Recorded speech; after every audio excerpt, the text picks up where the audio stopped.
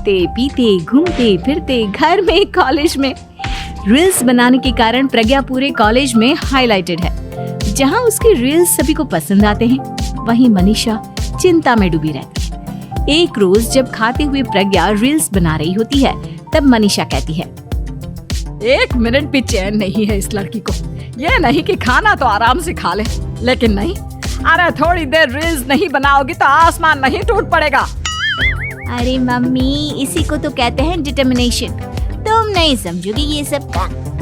भगवान, इस लड़की को सद्बुद्धि दे। जब देखो तब टेढ़ा बाका मुंह बनाती रहती है।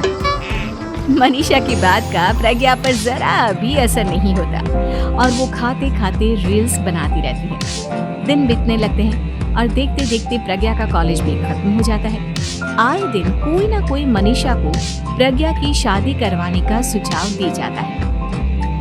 सब ठीक ही कहते हैं, प्रज्ञा की शादी कर देनी चाहिए।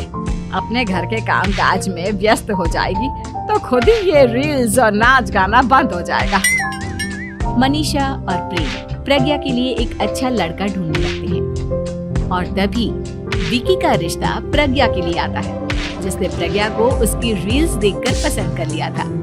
अगले दिन विकी अपने माता पिता के साथ प्रज्ञा के घर पहुंच जाता है और प्रज्ञा साड़ी पहने हाथों में चाय की ट्रे लिए उनके सामने आती है।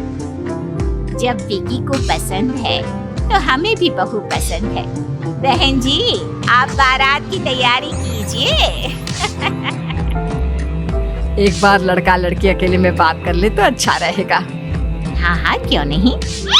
मनीषा विकी को प्रज्ञा के कमरे में भेजती है, जहाँ प्रज्ञा पहले से ही रील्स बना रही होती है। तभी विकी कहता है, आ गए आपके साजन जी। हमारे साथ ये रील्स कंप्लीट करती तो और भी अच्छा रहता। अच्छा जी, अब आ ही गए हैं तो बना ही लेती हूँ आपके साथ। दोनों मिलकर रील्स बनाते हैं।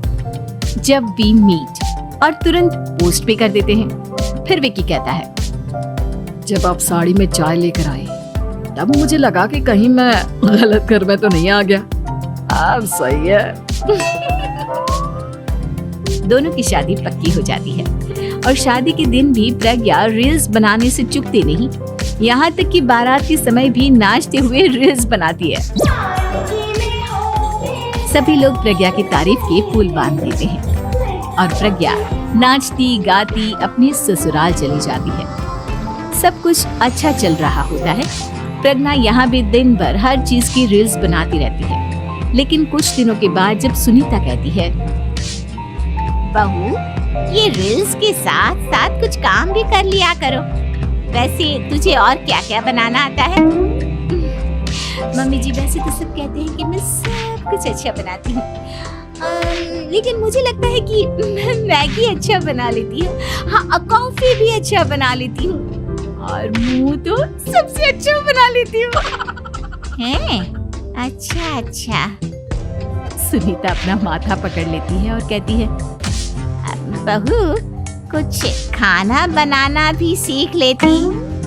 मम्मी जी, मैं लंबी प्लानिंग कर रही हूँ। जल्दी ही मैं इतनी फेमस हो जाऊंगी कि मुझे पैसे मिलने लगेंगे। हम दोनों सास बहू राज करेंगे, राज ना कर काम करेंगे और लोगों की तो लाइन लगेगी हमसे मिलने के लिए। तेरा दिमाग खराब हो गया है क्या बहू? हंसी मजाक तक ठीक है, लेकिन इस तरह घर नहीं चलते। जितना जल्दी हो इस घर के तौर तरीकों को सीख लो। प्रज्ञा मुंह घुमाकर चली जाती है और तुरंत उसी वक्त एक रील बनाती है। ये देख सुनीता का गुस्सा 7वें आसमान पर चला जाता है और विकी के घर आती ही सुनीता उसे सब कुछ बताती है। विकी भी अब प्रज्ञा की इन हरकतों से परेशान हो जाता है। तुम टेंशन मत लो मम्मा, मैं देख लूंगा। विकी कमरे में जाता है तो देखता है कि प्रज्ञा रील्स बना रही है। विकी बड़े ही प्यार से प्रज्ञा से कहता है, प्रज्ञा, इन सब के लिए मैं तुम्हें मना नहीं कर रहा हूँ, लेकिन फिर भी हर वक्त तो ये अच्छा नहीं लगता ना। समझने की कोशिश करो, मुझे भी तुम्हारा थोड़ा वक्त चाहिए। मैं जब ऑफिस से आता हूँ तो मुझे समय देने की जगह इसी में लगी रहती है। तुम ज्यादा ही सोच रहे हो। तुम भी मेरे साथ रील्स बनाओ ना, तुम्हें भी बहुत अच्छा लगेगा। तुम्हें इज्जत से कोई बात समझ में नहीं आती क्या? दिमाग खराब हो गया है तुम्हारा इस चकाचौंध से। अगर तुमने अपना रवैया नहीं बदला तो मैं तुमसे दूर चला जाऊंगा। तुम ही रिश्ता लेकर आए थे, मुझे लड़कों की कमी नहीं थी और ना आज है। विकी दरवाजा पटक कर चला जाता है। धीरे धीरे विकी प्रज्ञा से दूर होता जाता है। एक रोज मनीषा प्रज्ञा के ससुराल उससे मिलने जाती है। तब सुनीता उससे कहती है, बहन जी, अब आई हैं तो कुछ दिन यहाँ रहकर जाइएगा, आप ही का घर है। हाँ मम्मी, बहुत दिन हो गए तुम्हारे साथ एक भी रील नहीं बनाई मैंने। प्रज्ञा तुरंत अपने फोन में रील्स ऑन कर लेती है। ये सब मुझसे नहीं होगा। मेरा ये भूत अभी तक नहीं उतरा क्या? बहन जी, आप कुछ कहती नहीं क्या इसे? जब आप ही कुछ नहीं कर पाई तो मैं कर ही क्या सकती हूँ। सास तो वैसी ही बदनाम है। शाम को घर की लाइट चली जाती है और मनीषा प्रज्ञा से कहती है, मेरे घुटनों में बहुत दर्द हो रहा है, तू लाइट का कुछ इंतजाम करना बेटा।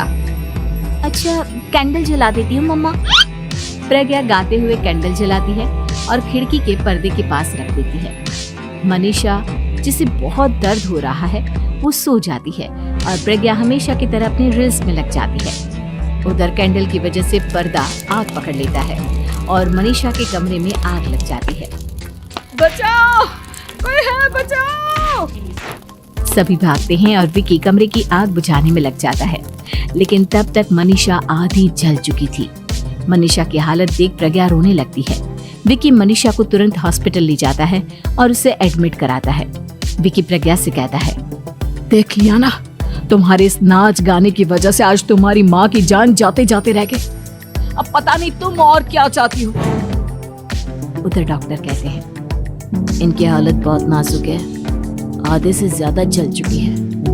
प्रज्ञा रोती हुई मंदिर में जाती है और भगवान के आगे जाकर कहती है, भगवान, मेरी माँ को ठीक कर दो। मैं कसम खाती हूँ हाथ से ये रील्स बनाना छोड़ दूंगी, बस मुझे मेरी माँ वापस मिल जाए।